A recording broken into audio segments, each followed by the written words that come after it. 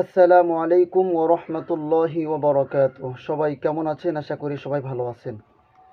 আজকে আমার টপিক হচ্ছে ঈদের দিনের ১৬টি সুন্নত। চলুন আমরা ঈদের দিনের ১৬টি সুন্নত জেনে নেই।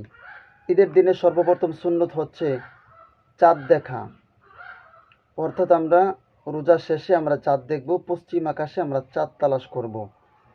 রাসূল করিম সাল্লাল্লাহু আলাইহি ওয়াসাল্লাম বলেছেন, সুমু লিরুইয়াতিহি ওয়া আফতিরু লিরুইয়াতিহি। তোমরা চাঁদ দেখে রোজা শুরু করো, চাঁদ দেখে রোজা রাখো এবং চাঁদ দেখে তোমরা ঈদ করো। চাঁদ দেখার একটা দোয়া আছে, আল্লাহুম্মা আহিল্লাহু আলাইনা বিল ইয়ুমনি ওয়াল ঈমান ওয়াস সালামাতি ওয়াল ইসলাম ওয়াত তাওফীকি লিমা তুহিব্বু ওয়া তারদা রাব্বি ওয়া রাব্বুকাল্লাহ। ২ নম্বর, ঈদের চাঁদ দেখার পরে আমরা তাকবীর দেব। আল্লাহ তাআলা কোরআনের মধ্যে বলেন, ওয়ালিতুকমিনুল ইদ্দাতা ওয়ালিতুকাব্বিরুল্লাহ আলা মা হাদাকুম ওয়া লাআল্লাকুম তাশকুরুন। তাকবীরটা কেমন হবে? আল্লাহু আকবার, আল্লাহু আকবার, আল্লাহু আকবার, লা ইলাহা ইল্লাল্লাহু আল্লাহু আকবার ওয়ালিল্লাহিল হামদ। আবার বলছি, আল্লাহু আকবার, আল্লাহু আকবার, লা ইলাহা ইল্লাল্লাহু আল্লাহু আকবার ওয়ালিল্লাহিল হামদ। এরপরে ৩ নম্বর আমল হচ্ছে ঈদের দিন ফজরের নামাজ জামাতের সহিত আদায় করব। দেখেন, ঈদের নামাজ পড়া ওয়াজিব আর ফজরের নামাজ পড়া হলো ফরজ।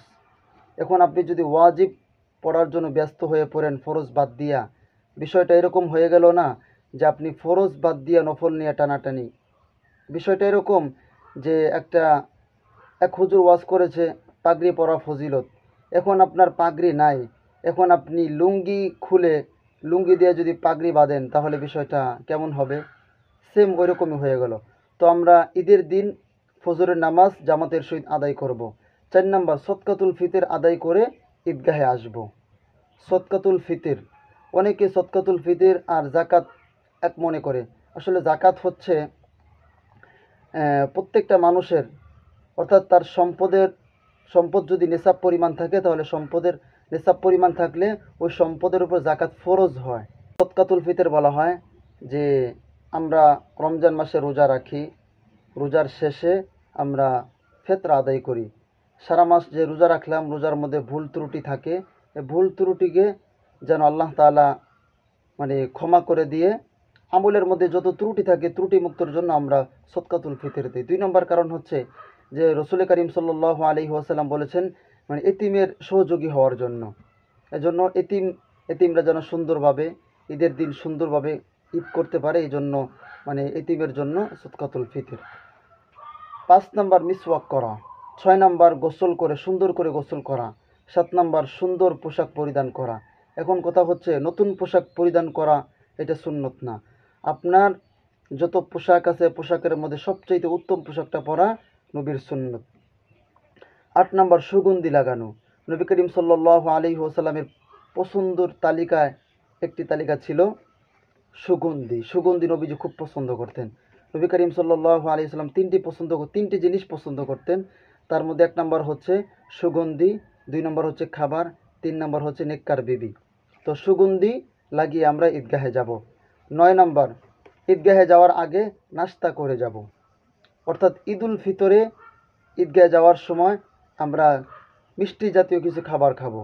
সবচাইতে উত্তম হবে আপনি যদি খেজুর খান, বেজোড় সংখ্যা খেজুর খাবেন, একটা খাবেন, হয়তো ৩টা ৫টা ৭টা ৯টা, এরকম বেজোড় সংখ্যা খাওয়া নবী করিম সাল্লাল্লাহু আলাইহি ওয়াসাল্লামের সুন্নত। এরপরে ১০ নম্বর, আগে ঈদগাহে যাওয়া। অনেকে আছে যে শেষ সময় ঈদগাহে যায়, আগে ঈদগাহে যাওয়ার চেষ্টা করব। ১১ নম্বর, পায়ে হেঁটে ঈদগাহে যাওয়া। এখন বলবেন, হুজুর পায়ে হেঁটে যাব, আমরা যদি বাইকে করে যাই তাহলে কি ঈদগাহে যাওয়া হবে না? অবশ্যই হবে, কিন্তু আপনি যদি পায়ে হেঁটে যান তাহলে প্রতি কদমে কদমে আপনার নেকি লেখা হবে আপনার আমলনামায়। ১২ নম্বর, এক রাস্তা দিয়ে ঈদগাহে যাবেন, অন্য রাস্তা দিয়ে বাড়িতে আসবেন, ঈদগাহ থেকে বাড়িতে আসবেন, এটা সুন্নত। ১৩ নম্বর, ঈদের জামাতে শামিল হবেন এবং প্রয়োজন ছাড়া ঈদের নামাজ মসজিদে না পড়া, কোনো খোলা ময়দানে পড়া। এরপরে ১৪ নম্বর, ঈদের খুতবা মনোযোগ সহকারে শোনা। ১৫ নম্বর, মানুষকে ঈদের অভিবাদন জানানো, ঈদ মুবারক, তাকাব্বালুল্লাহু মিন্না ওয়া মিনকুম, সবাইকে মানে কোলাকুলি করা বা অভিবাদন জানানো। এরপরে সর্বশেষ খুব গুরুত্বপূর্ণ, ঈদের দিন শরিয়া পন্থা মানে ইসলামী পন্থায় আপনি ঈদ উদযাপন করবেন। অনেকে আছে ঈদের নামাজ পড়ে ট্রাক্টর ভাড়া করে গান বাদ্য বাজিয়ে রাস্তাঘাটে ঈদের অভিবাদন জানায়, মানে অশ্লীলতা পন্থা। এগুলা না করে আপনি শরঈ পন্থায় আপনি ঈদ আনন্দ উদযাপন করেন। ঈদের দিন খুশি থাকতে হয়, ঈদের দিন আনন্দ করা নবী করিম সাল্লাল্লাহু আলাইহি ওয়াসাল্লামের সুন্নত। কিন্তু এমনভাবে আনন্দ করবেন না যে আনন্দ আপনার কবিরা গুনাহ হবে। ঈদ আপনার এটা একটা মানে ধর্মীয় কাজ, ধর্মীয় মানে আনন্দময় কাজ। এখন আপনি যদি এর গান বাদ্য অশ্লীলতা আপনার যত উল্টাপাল্টা খারাপ কাজ করেন, তাহলে ঈদের কোনো সৌন্দর্য রইল না। এজন্য আমরা ঈদ উদযাপন করব, শরীয়ী পন্থায় আনন্দ উদযাপন করব। আল্লাহ তাআলা আমাদের সবাইকে 16টি আমল মেনে চলার তৌফিক দান করুন।